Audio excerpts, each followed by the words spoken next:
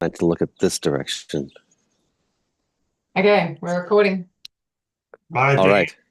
Uh, got the chance to listen to you at Warwick, and I've been following your work for, I don't know, 5 or 6 or 8 years now, nutrient density. What is it? Why is it important? What is it and why is it important? That's a 3 second question. Yeah, that's great.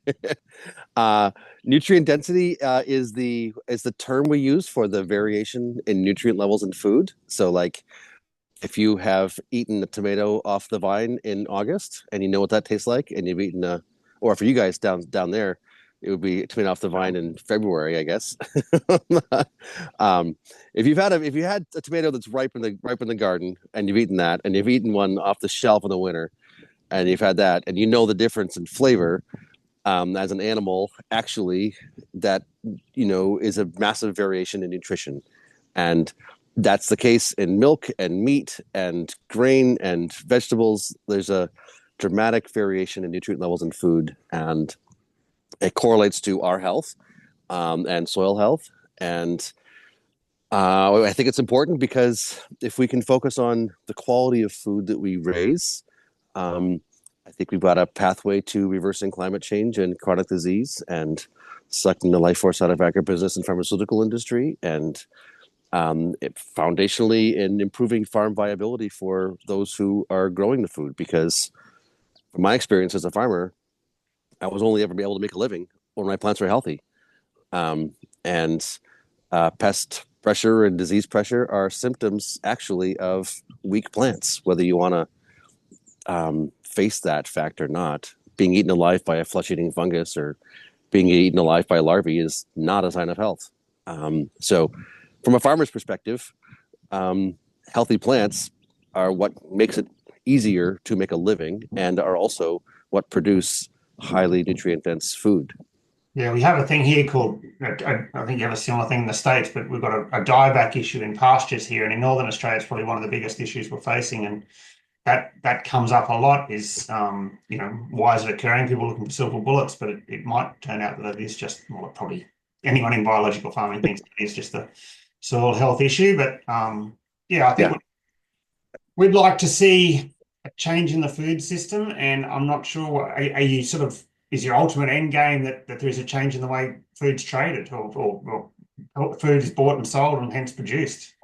Precisely. The vision is that people who buy food have the ability to discern relatively how good it is. So if you've got three options of carrots on the shelf or steaks to you can purchase or whatever, that you can in real time know this one's 20 out of 100, this one's 40 out of 100, this one's 80 out of 100.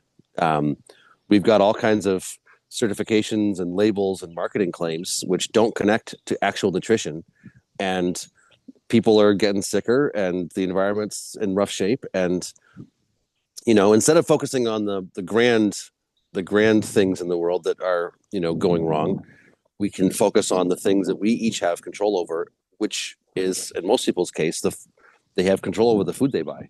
They spend money on food and they've got choice. And so if we can help people discern, just to know what's better, what's worse, we think a lot of people would choose the better one off the shelf and leave the less good one.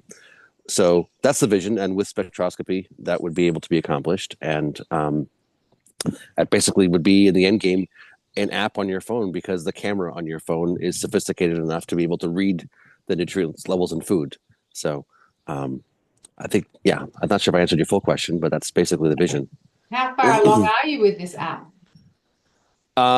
Well, we've, for starters, we've proven that it's possible, which something that people, when we started 10 years ago, were very skeptical about. We've been able to build a meter that people could use and was calibrated to a number of different crops with specific nutrients, to show that yeah, this is possible to have a ray gun in your hand and read things and get real, honest scientific results. Um, the real question right now is, what is quality? Because you don't really want to have a meter calibrated to quality without having to find what quality is in the first place. And it's not just copper or just amino acids or just vitamin B. It's a whole complex nuance of things. And so that's the big hurdle right now is defining quality. And it costs money, and we're an NGO, so it's going at the speed that the money is being raised. We're almost done with beef. We should have beef done by June. Um, and once that's done, we will, people can start putting meters on beef. Wheat is the next crop we're looking at.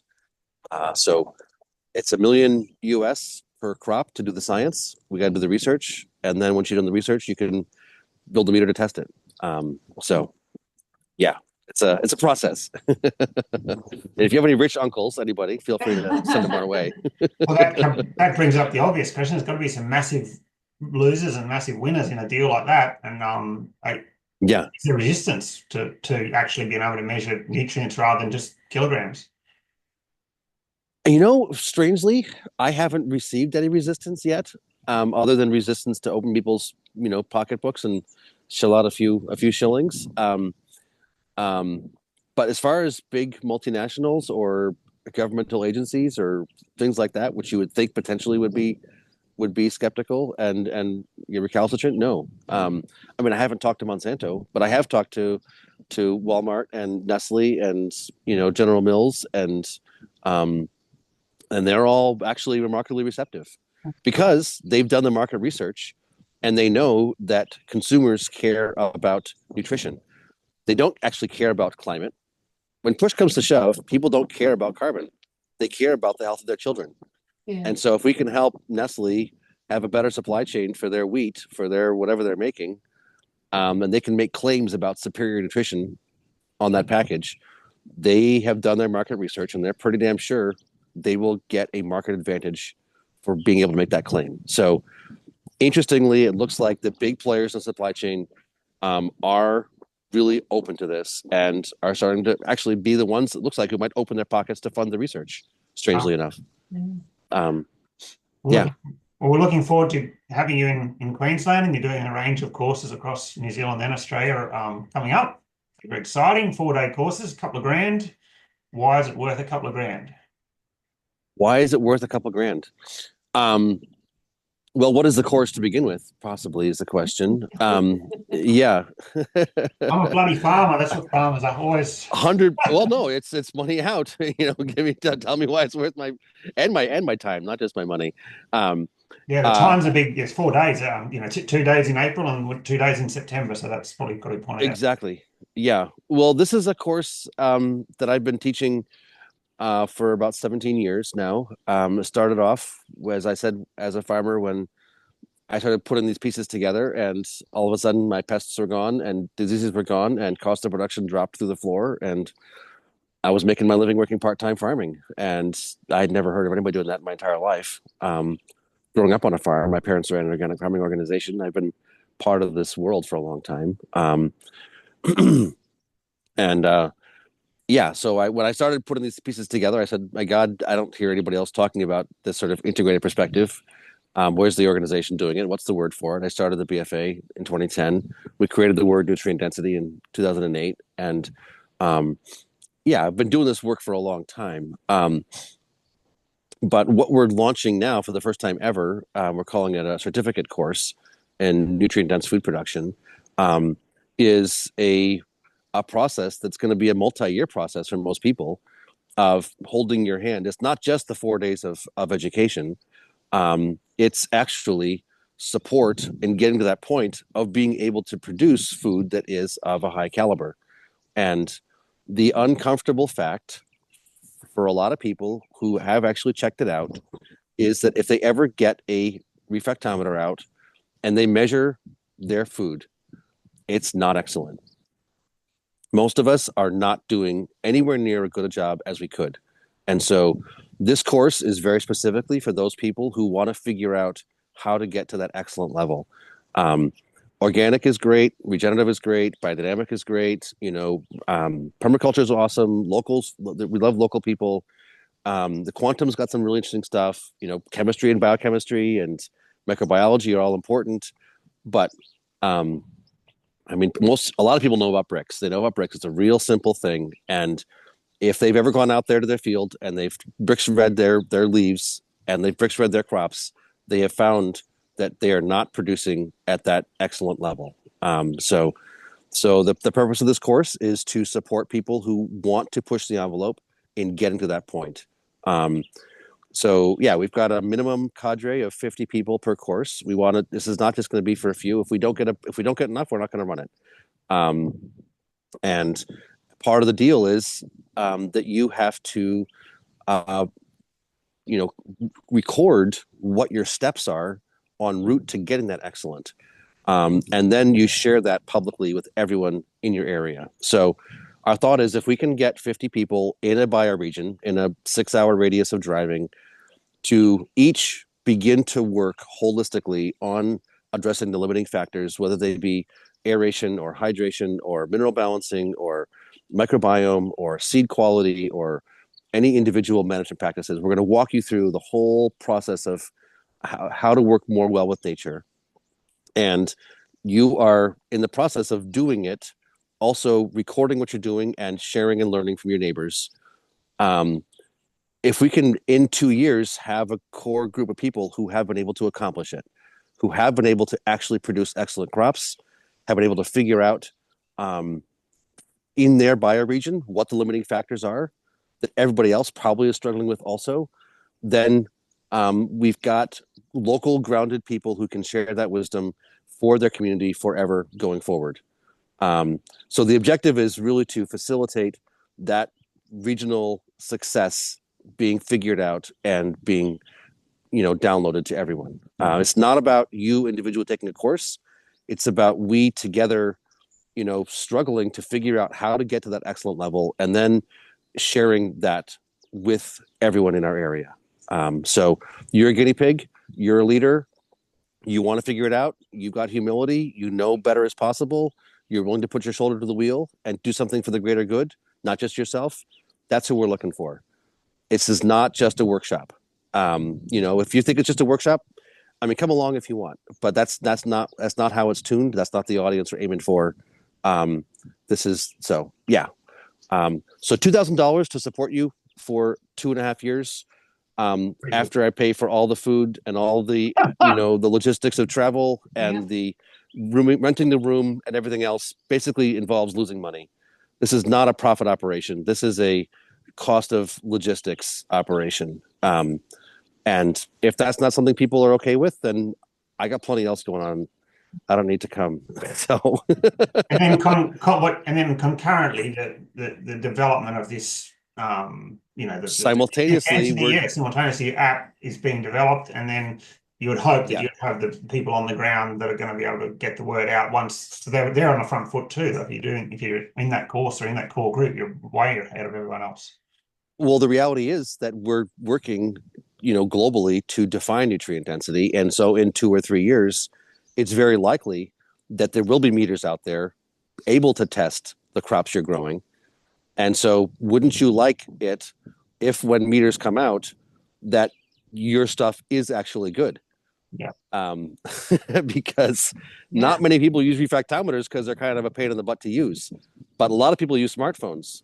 And so if we're talking 2027, 28, 29, and there's going to be millions of people out there with smartphones able to check stuff at the farmer's market, from your CSA bag, at the grocery store, we'll see how many clothes the emperor's wearing. This is what's coming down the pike. Yeah. So I'd say feel free to get involved early because it's better to be proactive than reactive. It does get promoted a lot. Like you see in so many, we've got a meat business and we sell organic beef, but everyone in that space is saying, "Oh, we're producing nutrient dense food," but I don't think anyone's actually measuring it. We've never. No one's defined it. You can't measure it if you haven't defined it. Yeah. You can claim all day long, well, I'm sustainable, I'm regenerative. What's your, you can throw any word out there you want, and a lot of people will be followers and just say, oh, they want to like you or they want to think it's good, and so they'll do that. But we're getting to a point where we're actually able to have scientific instruments in our hands and verify for ourselves the truth of claims. And I think that's progress, personally. Yeah, amazing. That's right. So I think that just about wraps. You've given us a fair idea.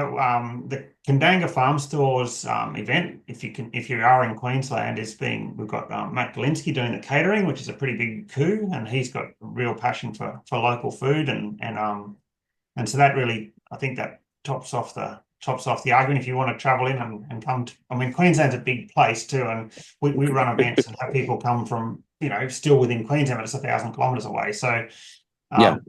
and there are a lot of beef production enterprises in, that's another question, I suppose. I reckon probably over 80% of producers or farmers in Queensland have either totally or partly livestock. Yeah. So does this going to apply for them? This is everything. This is plants, animals, grains, trees, vegetables. Principles of biological systems is basically how nature evolved things to work. I used to call the course, and still do in some settings, principles of biological systems. Effectively, nature's been doing it for hundreds of millions of years quite well. And in almost all cases, the things that are why things aren't working are because we are violating nature. Because in our ignorance and our hubris and our arrogance and our just, we're just doing what everybody else is doing. We're doing stupid things. And so it's really just about, the whole thing is just, how does nature work? Let's really dive into that. Let's unpack it. Let's look at our assumptions. Let's look at our, almost always things that cost money and take time are things that are destructive. Like, so many of the things that we're doing, we don't need to do because, indigenous cultures, right, globally for thousands of years were able to manage at ecosystem scale with no wheel, with no plow, to facilitate massive fecundity. It's not that we as humans can't have massively positive impact on the landscape efficiently. It's just that we aren't. And it's really mostly just about how we understand and how we, and until you understand, you can't begin to act intelligently. So I think it's very exciting. I mean, I love teaching the course, and people generally feel like they've been positively impacted once they take it. But yeah, it does cost money to do the thing. And sorry. And the short, We should be throwing money at you. the short, I'd like to think so, but the number of, you gave some introductory talks at a number of events last year through, and I was really quite surprised at the depth of data that you had behind you. Yeah. This stuff isn't just theoretical, it's actually based on, seems like many years of data, and it's all open source, isn't it? It's all available. Everything's in the commons. I've been running this thing as an NGO for 15 years because the idea is this is for the collective good. I'm not a company. I'm not, a profit making sort of, proprietary data collecting, thing. I'm a farmer and trying to hook up other farmers foundationally. For me, it's about the smallholders, really. I've spent too much time in the developing world, in India and Central America and places like that, where there's hundreds of millions of people, living on the land, from the land, at the very edge of being able to make it. And that's what I'm doing this for, is all those people who, are trying to eke out a living. We can, as humans, have such a positive impact if we know how to do it. And so many people are suffering unnecessarily. And it really solutions have to do with us figuring out how to work more well with nature in respect and deference, as opposed to arrogance and dominance. Anybody who can help out in that process and start to figure out these steps and share and learn, let's share and learn openly and collectively for everyone, because we've got privilege. Actually, all of us who are, in the West, relatively, are quite comfortable. Let's use some of the capacity we've got to really figure this stuff out and share for everyone. Yeah. We're so excited to have you here, Dan. We just can't wait. It's going to be an incredible course. Thank you. I'm looking forward to coming. I'm looking forward to the whole tour. Yeah, I'm really, I had a wonderful time down there in December, and I'm looking forward to coming down and meeting some more people and going a lot deeper. It'd be great to have you. And anyone who's watching this and wants to know more, there's information we'll post it on with the links. Yeah, dankittredge.com is the website where all the registration is, but you guys have yours.